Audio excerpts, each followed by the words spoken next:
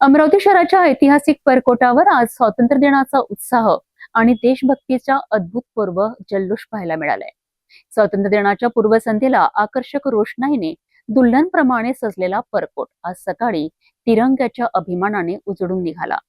अमरावती शहर जिल्हा काँग्रेस कमिटीच्या वतीने आयोजित ध्वजारोहण सोहळ्यात खासदार बलवंत वानखडे यांच्या हस्ते ध्वजारोहण करण्यात आले। राष्ट्रगीताच्या गजरात तिरंग्याला सलामी देत उपस्थित हजारो नागरिकांनी स्वातंत्र्याचा उत्सव जल्लोषात साजरा केला। अमरावतीच्या ऐतिहासिक परकोटावर स्वातंत्र्य दिनानिमित्त भव्य ध्वजारोहण सोहळ्याचे आयोजन करण्यात आले होते।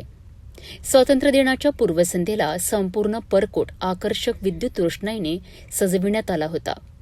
रंगीबिरंगी रोषणाईमुळे ऐतिहासिक परकोटाचे रूप अक्षरशः दुल्हनप्रमाणे खुलून दिसत होते। 15 ऑगस्ट रोजी सकाळी 9 वाजता खासदार बलवंत वानखडे यांच्या हस्ते ध्वजारोहण करण्यात आले।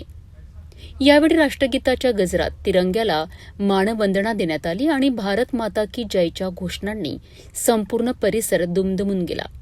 या सोहळ्याला माजी पालकमंत्री डॉक्टर सुनील देशमुख, शहर काँग्रेस अध्यक्ष बबलू शेखावत, माजी महापौर मिलिंद चिमोटे, माजी महापौर तथा मनपा विरोधी पक्षनेते विलास इंगोले, मनोज भेले, सुरेश रतावा यांच्यासह महिला काँग्रेसच्या पदाधिकारी, काँग्रेसचे कार्यकर्ते आणि मनपा नगरसेवक मोठ्या संख्येने उपस्थित होते।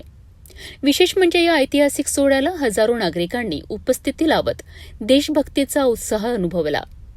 नेत्यांनी यावेळी उपस्थित नागरिकांना स्वातंत्र्य दिनाच्या शुभेच्छा देत देशाच्या विकासासाठी आणि लोकशाहीच्या बळकटीसाठी एकजुटीने काम करण्याचे आवाहन केलेत। ऐतिहासिक वारसा जपणाऱ्या परकोटावर तिरंगा डौलाने फडकताना पाहण्याकरिता नागरिकांची मोठी गर्दी झाली होती। देशभक्तीचा जोश, तिरंग्याचा अभिमान आणि नागरिकांची उत्स्फूर्त उपस्थिती यामुळे यंदाचा स्वातंत्र्य दिनाचा सोहळा अमरावतीच्या इतिहासात एक संस्मरणीय क्षण ठरला।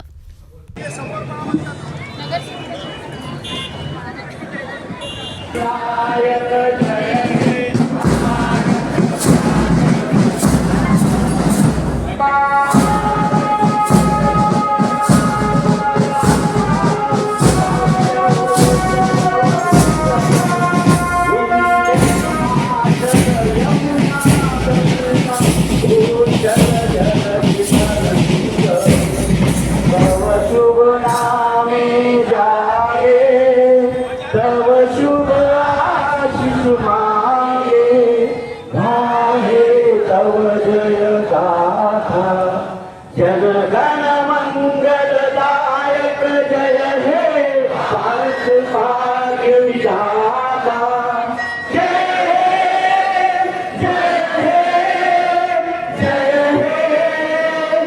ऐतिहासिक परकोटावर फडकवलेला तिरंगा, राष्ट्रगीताचा निनाद आणि हजारो नागरिकांचा देशभक्तीचा उत्साह या सगळ्यामुळे अमरावतीच्या स्वातंत्र्य दिनाचा सोहळा खऱ्या अर्थाने ऐतिहासिक ठरलाय।